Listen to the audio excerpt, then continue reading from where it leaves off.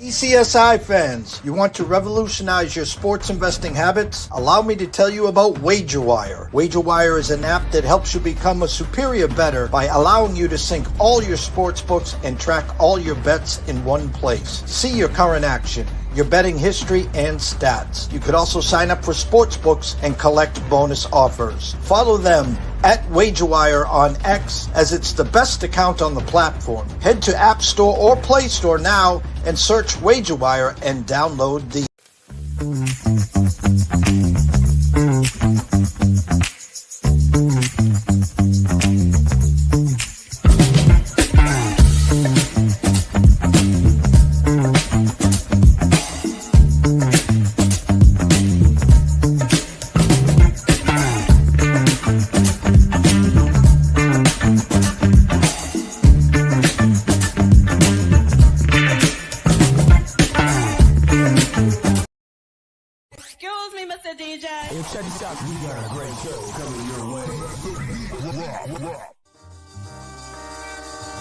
From the ECSI Sports Studios, the #1 sports information program in America, the Breakfast Bankroll, with your host, the sports broker, Jeff Dawson.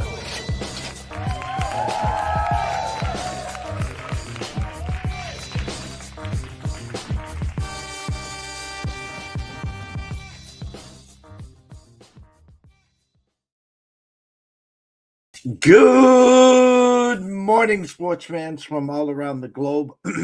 I am the co-host, Jeff Dawson, East Coast Sports Investors, and welcome to our Thursday, February 5th edition of the Breakfast Bankroll. Good friend and colleague, Mr. Scotty Webb, live from Tampa, as we discuss the Super Bowl pinnacle right now, -5, -100. That looks like the next move.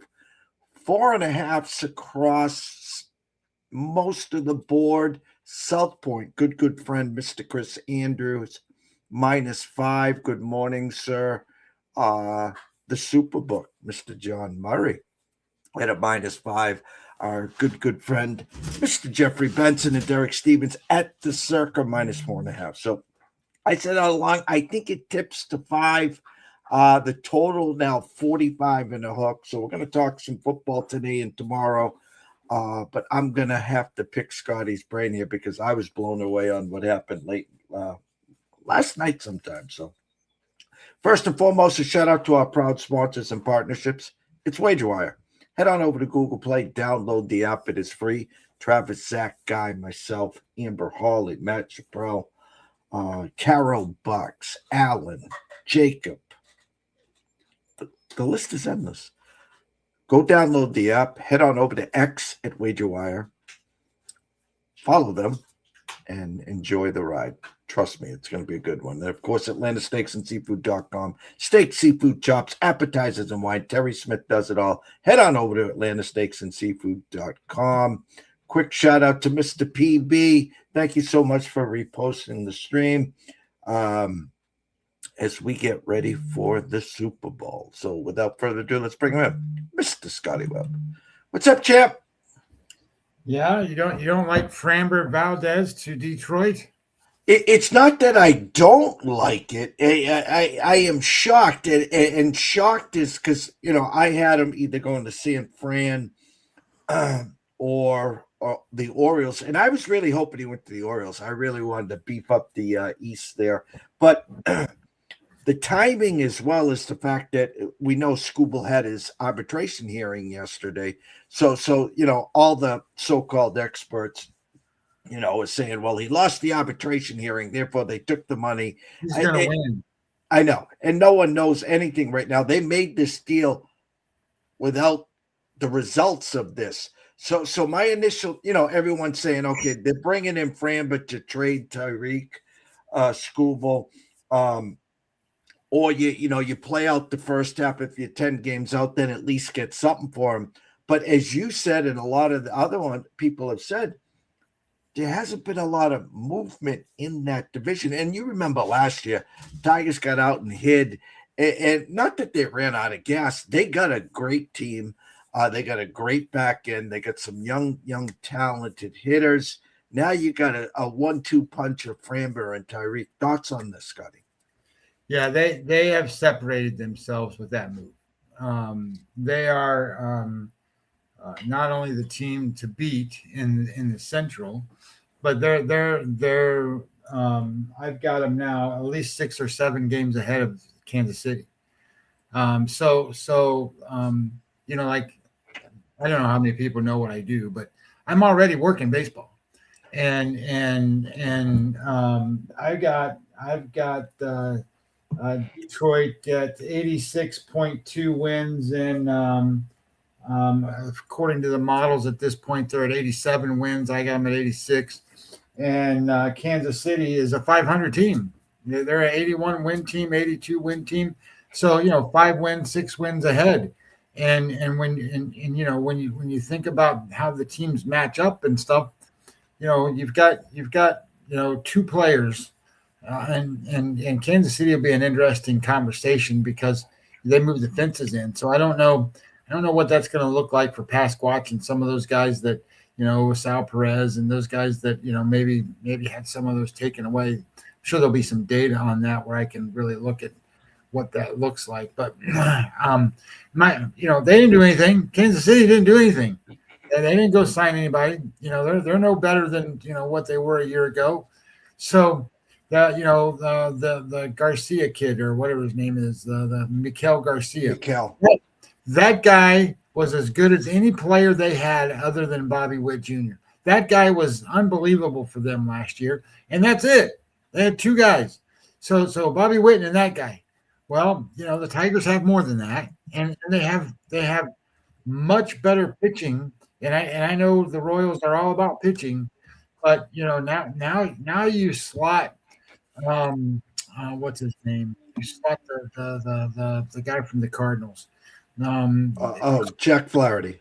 Yes, you slot him in the 3rd spot, and that's a great spot for him because theoretically he's a great pitcher. He doesn't match up to the aces anymore. He's not an ace.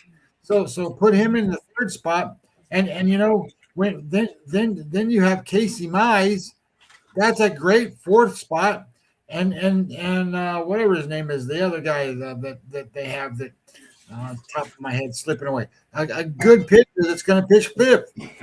They have a great pitching staff. They got two guys on the back of the bullpen now that can do stuff. I mean, Kenley Jansen's there now, so they got stuff to work with. They got young players coming too. McConaughey is going to be some stud kid that they got. So I think they have separated themselves, and the way I see it, the way I kind of think this is through, they're not going to be able to sign Tariq Skubal again. They're just not. They're not going to be able to pay him. So why not go try to win now and use him? Well, that's what they're doing. They went and got Framber. They're going to go try to win now. Maybe they're not good enough to beat the Yankees or the Red Sox or the Blue Jays or the Mariners or whatever, but they're going to put a team together that's pretty damn good. And when I look at my numbers and kind of the models and everything, they're 2 games off of the Yankees. They're 2 games off. They're tied with Boston. They're better than Toronto. They're tied with 2 games off of Seattle.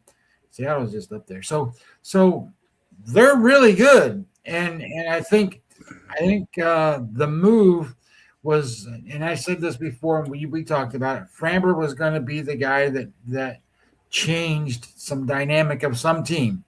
And, well, he just changed the dynamic of this team because he can pitch. Yeah, it was a surprise for me. And listen, I have to now bring this up. Let's just get it over with. What in the bleep did the Red Sox do and why? I don't know. I will say that the Red Sox and some of these teams, like the Orioles, for example, the Orioles, if they get this guy, the Orioles are as good as anybody in the East. Anybody, they're that good, especially. But my point is the $6 million sign on Ian Kinsler, blah blah blah blah. What I follow. Why there was a part of me that says there was a part of me that said, I'll call him a Kia. How's that? A Kia. Part of me is like, they're saying, hey, we don't want to slow down the process of the kids. And we've already tried Campbell at second. I know they got Reinsdorf. They got a bunch of names. My point is, if you made the power move for Matt Shaw or Nico for a year, Donovan's already gone to Seattle. So my point is, why do you bring in something like this?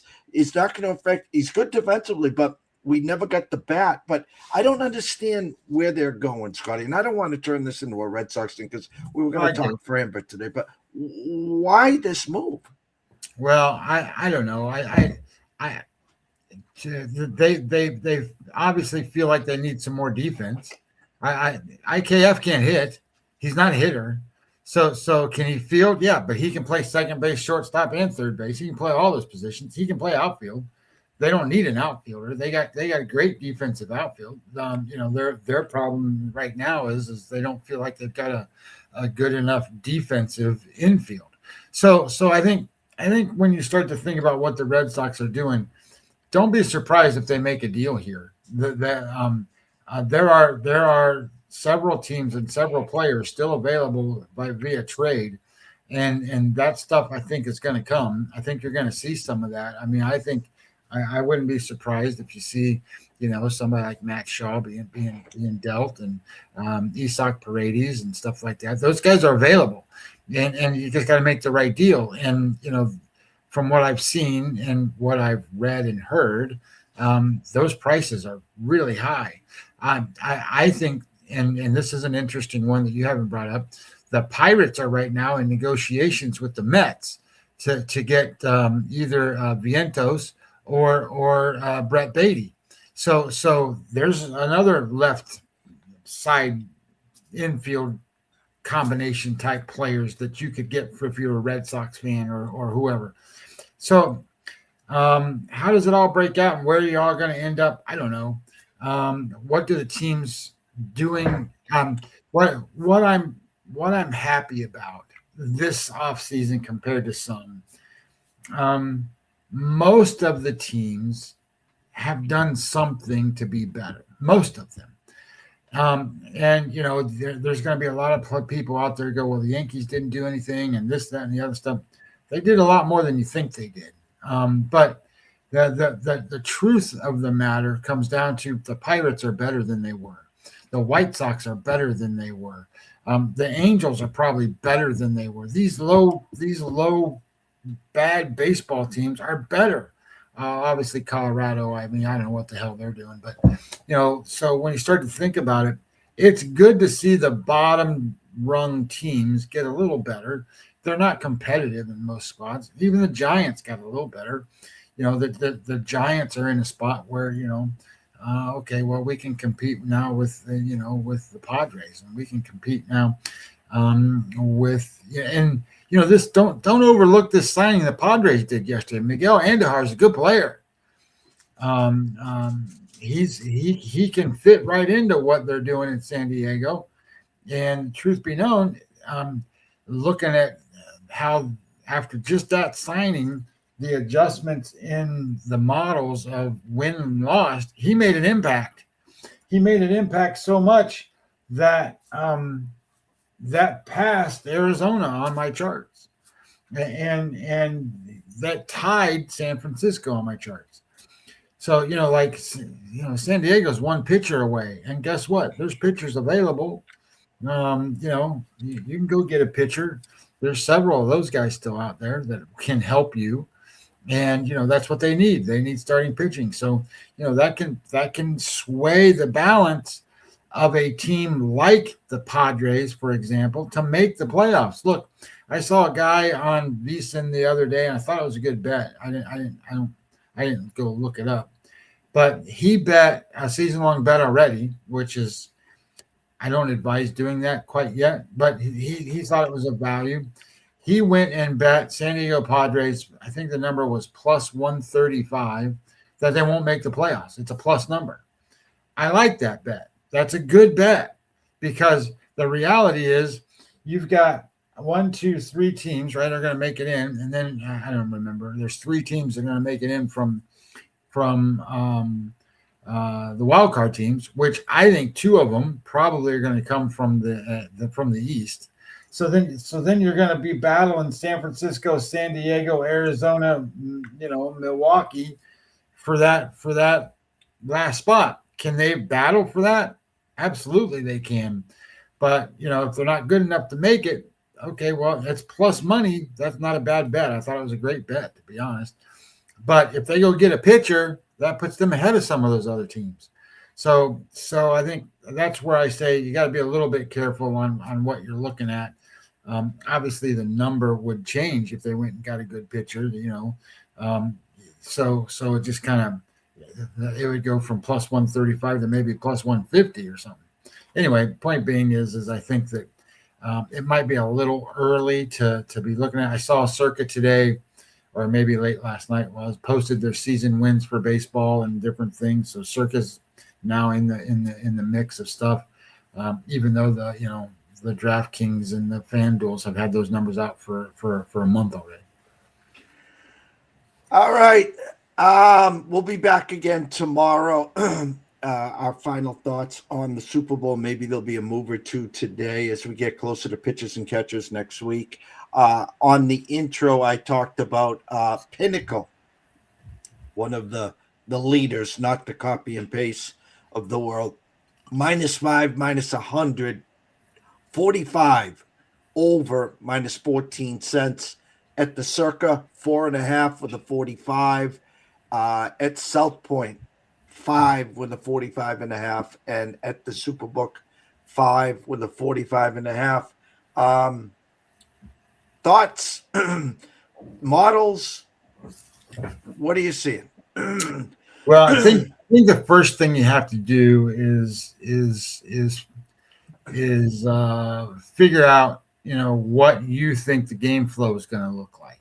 So when I broke down the game, and obviously I have 3 different sets of data points that I'm using at this point. Plus, because it's the Super Bowl, I got video, I got all kind of crap that went into this to come up with the best analysis that I could possibly to provide. And I don't care about the analysis part of it. It's really more about what can I make as the best bets here. So I think when you think about it, I think this is a control-based game. So what does that mean? What does that mean exactly? Well, that means it's defensive discipline oriented, limited explosive plays. Both defenses do that. Both defenses limit the explosive plays, and they're both good defensive teams. So then it really becomes, okay, well, offensive exploits to how do you do, what do you do, and how do you go? And I guess I'll just say a couple things here. The first thing I want to say is last game that we saw Seattle play was against the Rams, and they were playing against MVP Matthew Stafford. Matthew Stafford is a veteran quarterback. He's been in the league for, 15 years. He's been to Super Bowls before. He's won Super Bowls. He was 46 touchdowns and 4 interceptions kind of guy. Really good player. And if I go back to my notes here, Matthew Stafford was 374 yards, 3 touchdowns, no picks, elite deep ball and play action efficiency, and a sky-high passer rating. It was 120 or something. That's like almost perfect. He played an almost near perfect football game, and he's a veteran, been there, MVP, all that stuff, and they still lost. So when you then go and say, I got now Drake May, who also had an MVP quality type year, but it's his first year in the playoffs. He's never had this kind of a situation before. And, he's not really shown that he's been able to handle the playoffs. Now, again, it's bad weather, so some of that stuff is immaterial. But now he's had some trouble against good defenses. Even if, and I'm just going to say it this way, even if he plays just like Matthew Stafford did, they can still lose. That's the problem with this game. This game is set up to a point where it's going to be reliant on him to hit tiny, tiny windows. The deep. So I don't know how deep I should go, but there's all over the internet now this cover 6 stuff for Seattle. Well, here's what the truth is. The truth is Seattle plays a 4-man front. So normally, obviously there's 11 guys. They play 4 guys up front. There's 4 guys in the back, 2 safeties, 2 coaches. So that's 8 guys and then 3 linebackers. That's where your 11 guys are. They don't play that way. They play 4 guys up front. And normally, if it's a passing situation, a team, in most teams, is going to take a linebacker out, and they're going to put a nickel guy in, another defensive back. So now they got 5 guys in the back and 4 guys in the front and 2 linebackers. That's how they play. That's not what Seattle does. Seattle plays 4 guys up front. They play 5 guys in the secondary always. But their 6th guy is a hybrid safety linebacker.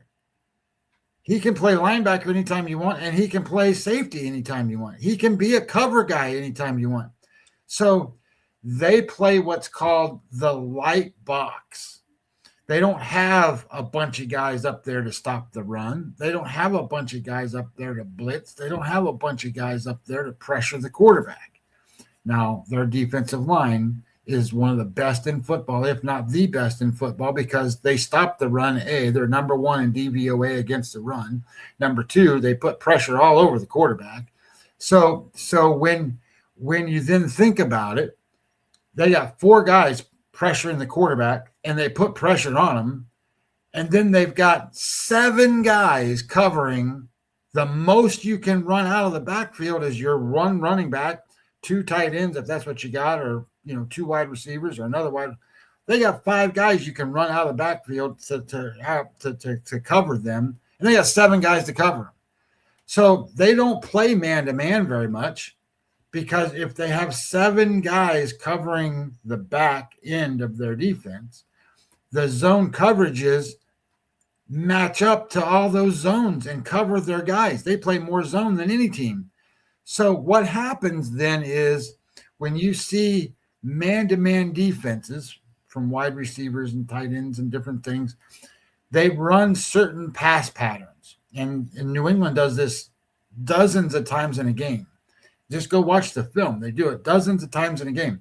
They'll take their 2 wide receivers, run them up the seams, and then they cross them about 15 yards, maybe 20 yards down the field to get those cornerbacks to decide which guy am I covering.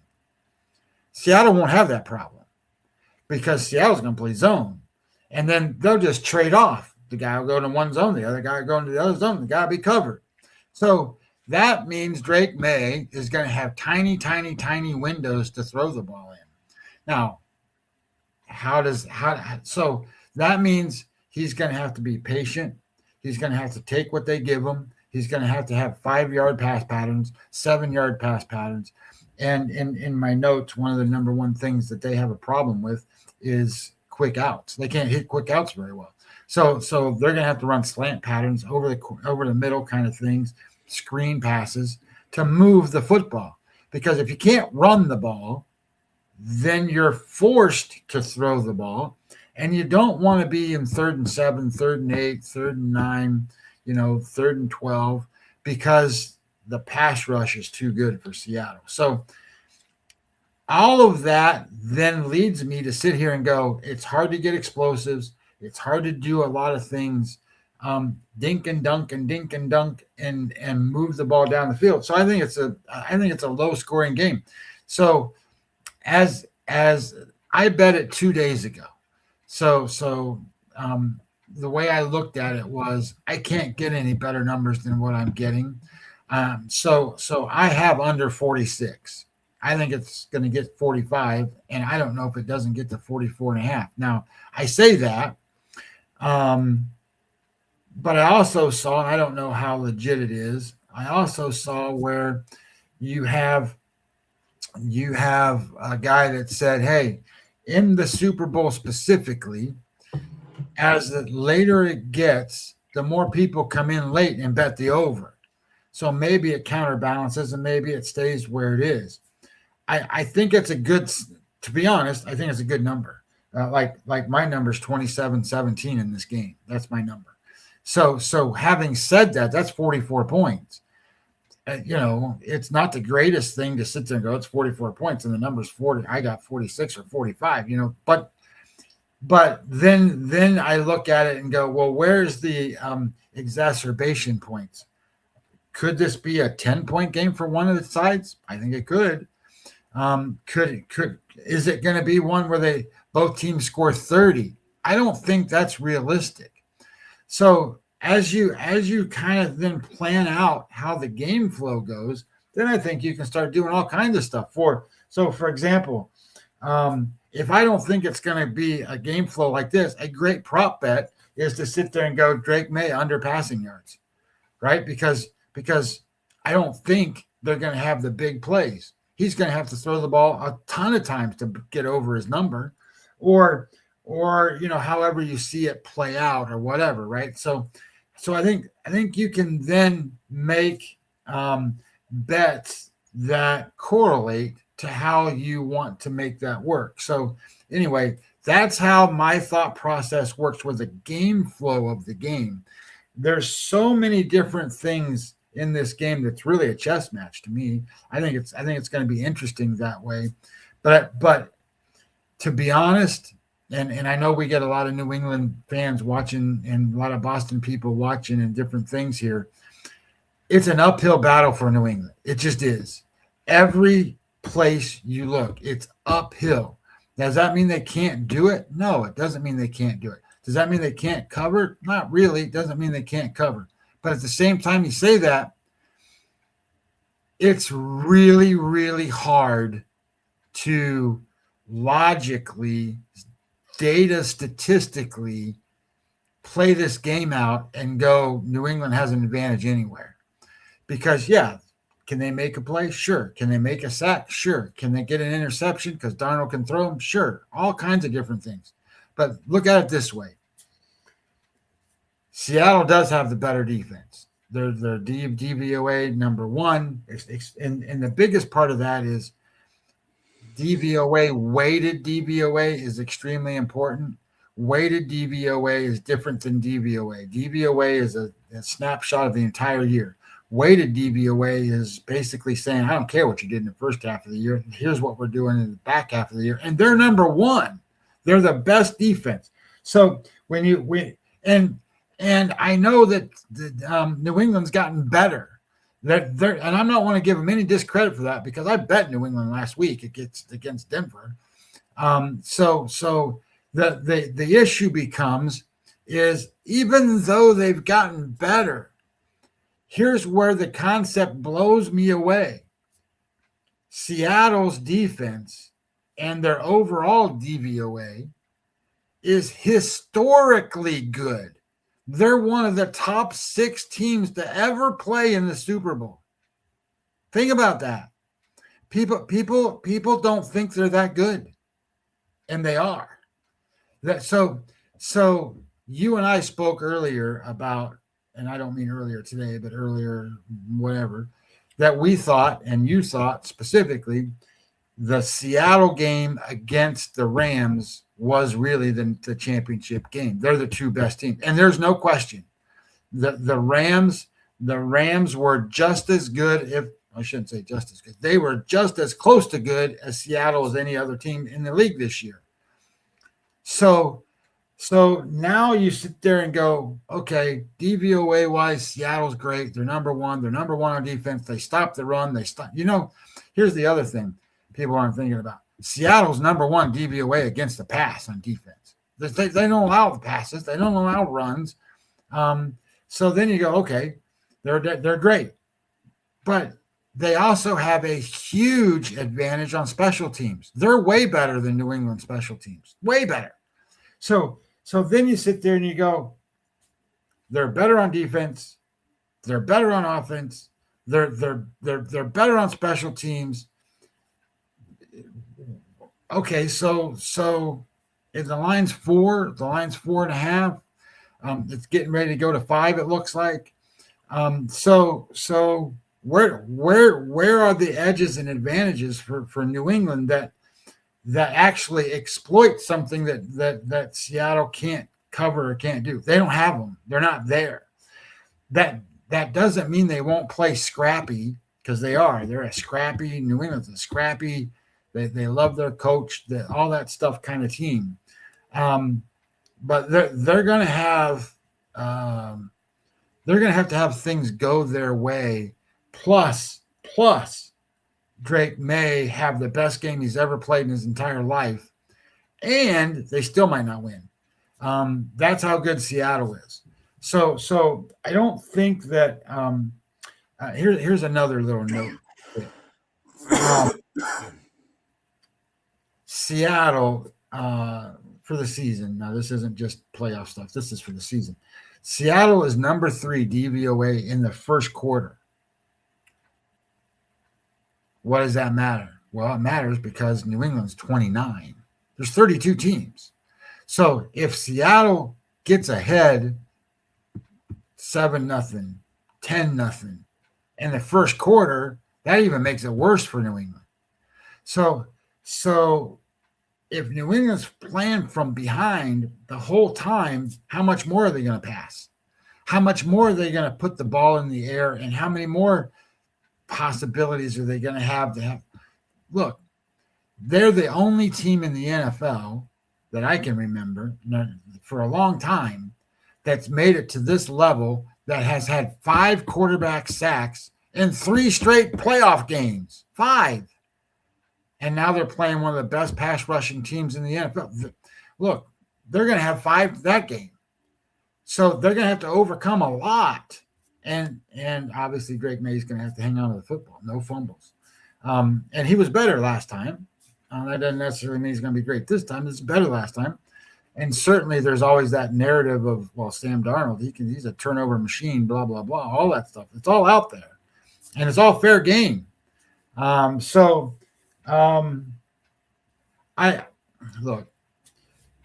New England has shown good numbers statistically on defense, especially the last 2 or 3 games. But think about what they're up against in the last 2 or 3 games. First thing you got to think about is weather. The weather's been terrible. The weather was terrible in Denver. The weather was terrible at home when they played Houston. You know, it was pouring down rain, sleet, ice, snow, all that stuff. And then, it was bad in Denver too. And obviously both of those 2 teams, Denver and Houston, not offensive juggernauts to begin with. And then you have Denver, who's running a backup quarterback out there. So there's a lot to sit there and go, well, that's pretty slanted that, you can say, yeah, that's good. I think it matters because your data is only as good as what you full picture look at. And if you're not taking into consideration who they're playing, what the situations are, you're not necessarily analyzing it properly either. So I think, and nobody in New England or nobody in the Boston area, they don't want to hear that, we didn't play anybody any good. I get all that. I get that 100%. And that's not exactly what I'm saying, but I kind of am at the same time, is your results and your statistical spots are produced by who you played, and what does that look like, and then the context of that. So anyway, I think there's a lot of things here where you sit there and you go, I don't think New England can run the ball well. I thought they ran the ball good against Denver. But when you think about who was their leading rusher against Denver, it was the quarterback. So I don't think you're going to see that this time. I thought one of the things I saw here recently that I thought was kind of interesting was Tom Brady made a comment about McDaniels and one of the Super Bowls. I can't remember which one it was, but it was one of the Super Bowl games. And he said, look, We installed plays for the Super Bowl Saturday night to score, and we scored 2 touchdowns on these red zone plays that we installed on Saturday night. So I think there's a lot of stuff in play and all this stuff, and I think McDaniels is a good guy to have on that New England sideline because I think this is his 9th Super Bowl. So I'm not kidding. I think that's so the number I saw. I think it's number 9. So anyway, point being is he's been there, done that. Anyway, I didn't give you a prediction yet or any of that stuff because I got way more stuff to talk about. So I just went through a little bit of it. Wanting to give you time to talk and wanting to give you time to, beat me up on the, because or whatever. So point being is, that's how I see the game and how I think it's going to play out. And then the bets I made correlate to that. So I got a million things going through my head. You're almost setting up in your eyes and your thoughts with the data and stuff. I go back, I don't know, maybe a dozen years ago. So actually, it's more than that. Alabama versus Notre Dame in the championship game, and they beat them by 40. In the Super Bowl, there can be quicksand moments. Go back to Seattle, Denver, Peyton Manning. First play snapped over his head, 2-0 Seattle. That was it, and Seattle just steamrolled them. If the Rams were playing the Pats, there's no doubt in my mind I'd still be punching tickets on the Rams. I just thought the Rams were the team. Seattle, we talked about this game. We know Sam Darnold has had problems against the Pats in the past, but that was way, way back. This is a whole different Sam Darnold here. The Ghosts. Go back in the regular season. Seattle at the Rams. Seattle had 5 turnovers. Sam had 4 interceptions, yet they were lining up for a 60-yard field goal to still win that game. It's one of these. Did the Patriots have to play the perfect game? I don't think they have to play the perfect game. They obviously have to win the turnover battle. Any red zone possession, you need points. None of this 4th and 2 on the 8 and going for it. And I think Vrabel's smart enough. He'll take the 3 there. But in these red zone attempts, because you're not going to get a lot of them, obviously you need touchdowns. I still think Steph Diggs has a big day. First Super Bowl. I think he's the leader, the motivator there. I expect a big day from Diggs. I think for them. What does that look like? So in my mind, he can have a big day. He might catch 10 passes and they're all 6-yard plays. No, you're right. He could be 9 for 60, but he moved the chain 6 times. He's going to be the 3rd down guy. What was the Rams? What was the Rams' 3rd down conversions in the NFC Championship? I know at one point he was 0 for 6. He's 0 for 7. Okay, they didn't convert one. That's my point. So when you think about that and I guess, and I'm not trying to be a naysayer. That's not what I'm saying at all. And do I think Stephon Diggs can do that? Absolutely. But Seattle can stop that, and they've proven that. Okay. And Nakua, in my mind, Nakua is better than Diggs at that. Oh, no. Okay. There's something that's not getting talked about here. I'm not saying you. No, I get it. Okay, because I said Seattle and the Rams was the Super Bowl. That should have been Denver and the Pats should have played on Saturday and for the runner-up trophy, and then Seattle and the Rams played for the Super Bowl. But I'm going to say something, Scotty. Familiarity. Seattle and the Rams know each other inside and out. They don't need to do a week, 2 weeks worth of homework. They know what the tendencies are. McVay, McDonald. They know that whether they're playing at SoFi or whether they're playing in Seattle. This is you don't know Seattle don't know squadouche about this Patriots team. And I'm not saying the Patriots know squadouche about Seattle. And again, I'm playing the other side here because I don't have a wager yet. I don't need a wager because we did the pre-flop. We nailed it. We had the exact. We got both sides covered. We got Sam Darnold at what was it, 600 to win the MVP. Drake May at a stupid number. I'm not worried about. It's chess. It's chess. And special teams, you did nail it. Patriots were leaking some bad oil. Not as bad as the Rams. Right. But the Patriots on kickoffs, if Rashid finds a hole, forget about it. He's gone. He's gone. So again, the checkers and chess here. I think the number's spot on. I really do. I think the 4.5, 5, it sets up for that 24-20. Do the Patriots. I think I saw a team total on the Patriots 19.5. They're begging you to take the over. Oh, sure, they get to 20-21, where theoretically they're looking at that 13-17 number. And I think actually, let me do this. Give me 1 second here. I want to see something updated here for you. Football, NFL.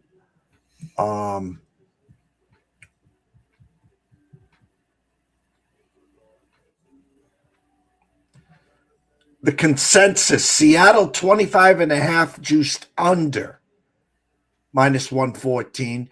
So there's that 24 number. And then the Patriots, the consensus, 21.5 juice under 156. Now there's some 20.5s out there under -130. So if you think the Pats can get to 21 or better, you can get that at +105 or +110. 24.5 over -25 cents. Or under 25.5 -20. So again, they're teasing you 27-20 for that number. I had that premonition. I'll tell everyone. I was going to save the premonition for Friday, but I'll tell everyone the premonition. 23-20 Pats late. Darnold to Njigba 27-23 final.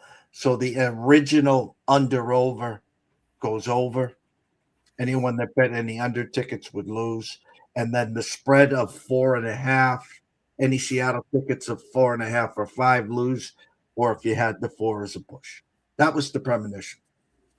Well, I don't disagree with anything other than here's one of the words that I've learned this year that as I'm doing these and the AI model comes back and we talk about stuff, it comes back and says, and I wrote the words down.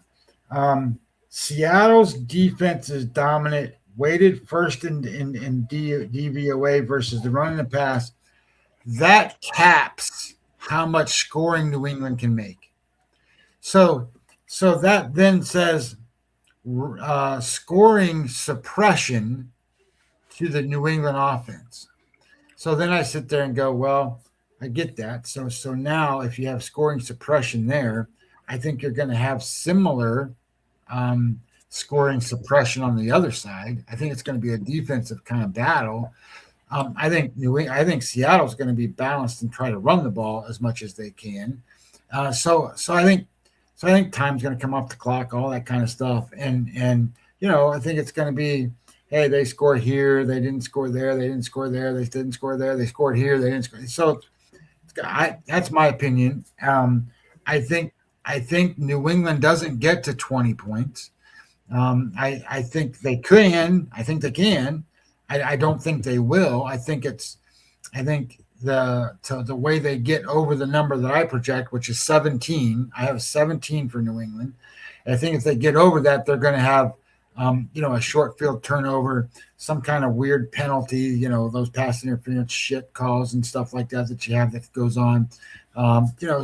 Some kind of goofy stuff that happens. And then New England can get over that number.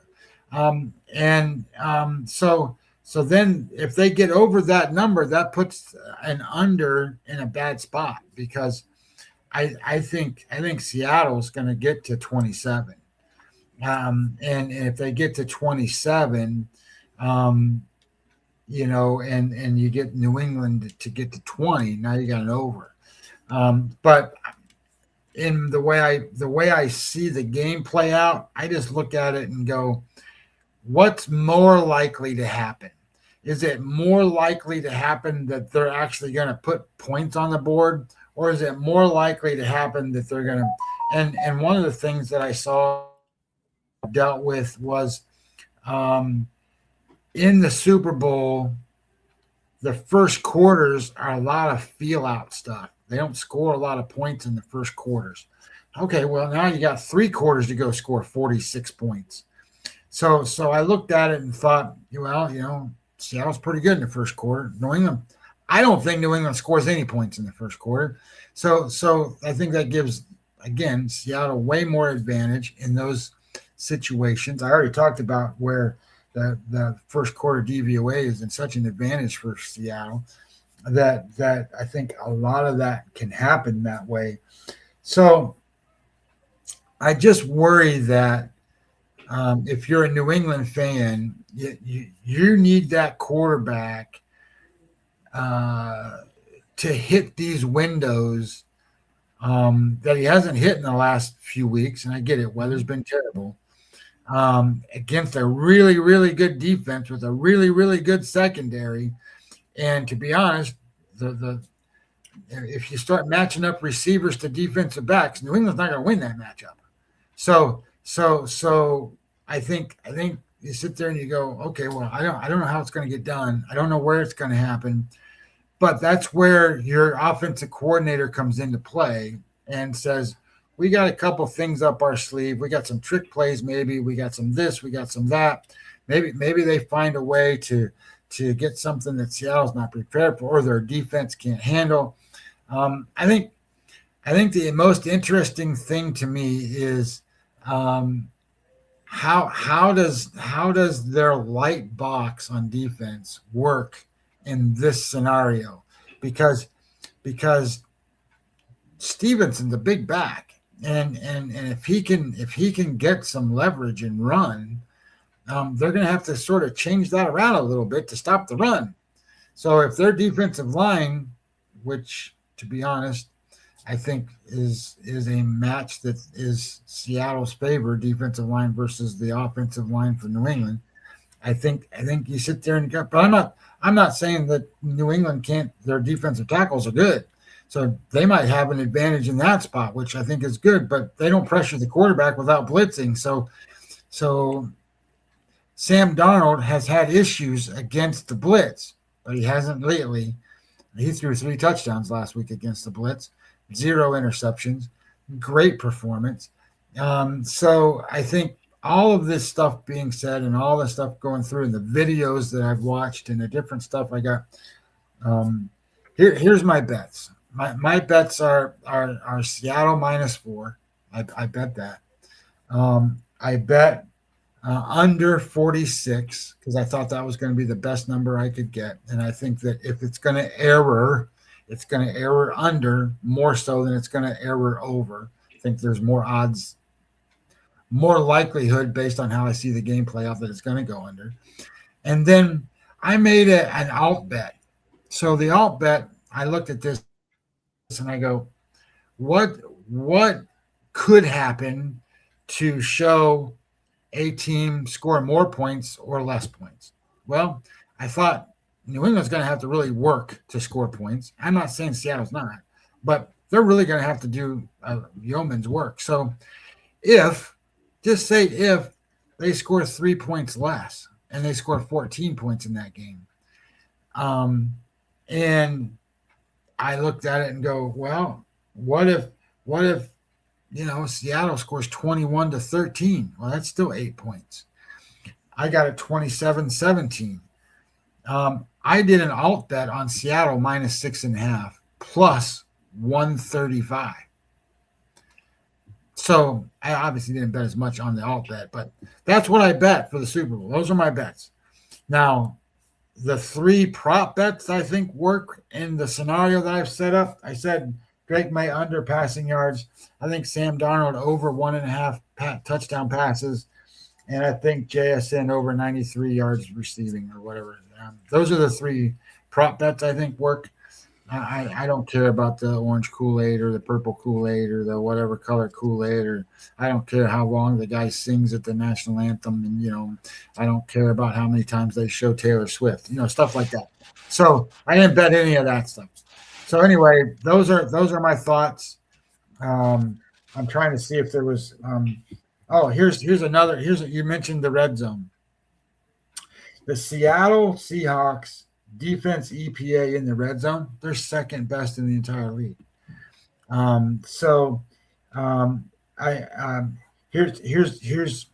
Here's kind of another thing. New England, I talked about the vulnerability sort of, like their out passes and stuff. Well, defensively, they rank 31st against wide receiver number ones. 31st out of 30. So covering the wide receiver number one they are second worst in the NFL. And I think when you start to think about what does Seattle do on offense, Seattle's a motion offense. They have their guys in motion all the time, and they play action all the time.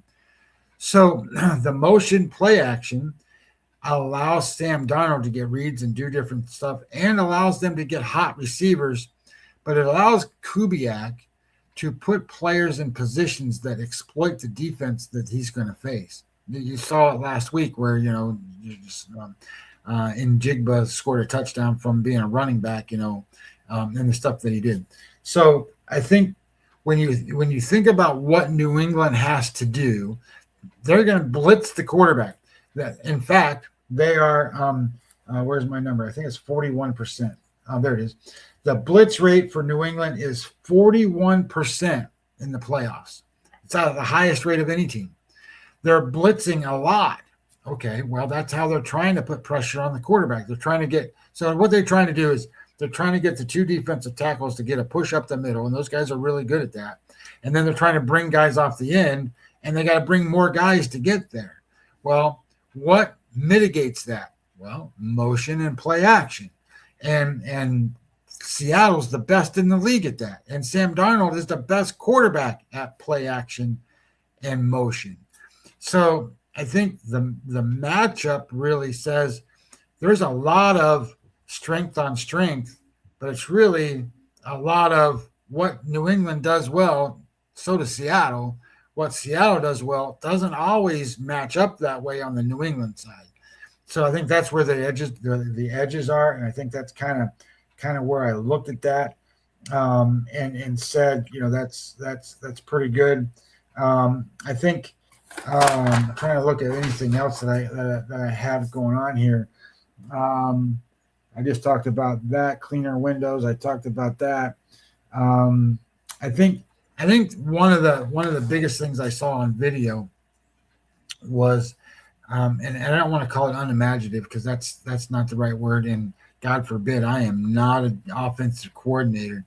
And I do know that when you make analysis and choices and decisions, you want to see variety, and you want to see a ways and means to a result.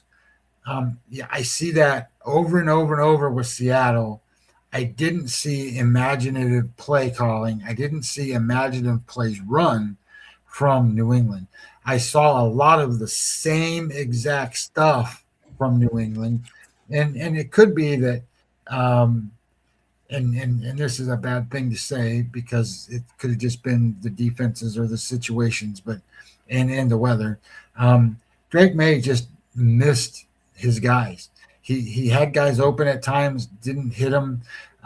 He misread the appropriate guy to throw to, so he threw to the wrong guy. The timing of the play, he threw too early or he threw too late, and you can't do that in this game against this defense. You just can't. And I don't trust him I don't trust him to do it. He hasn't shown that he can in the last 3 or 4 games against the Houston defense and the Denver defense, and now he's going to go against this defense. When you upscale your defense, and you're not playing the Jets, you're not playing some of these teams.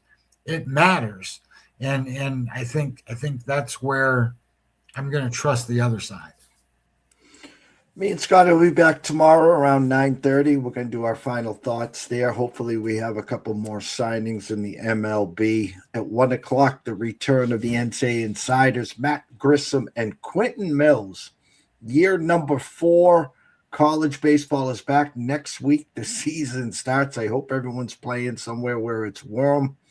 A lot going on. Shout out to PB. Thank you so much for retweeting the stream. Everyone watching and listening, we couldn't do it without you guys.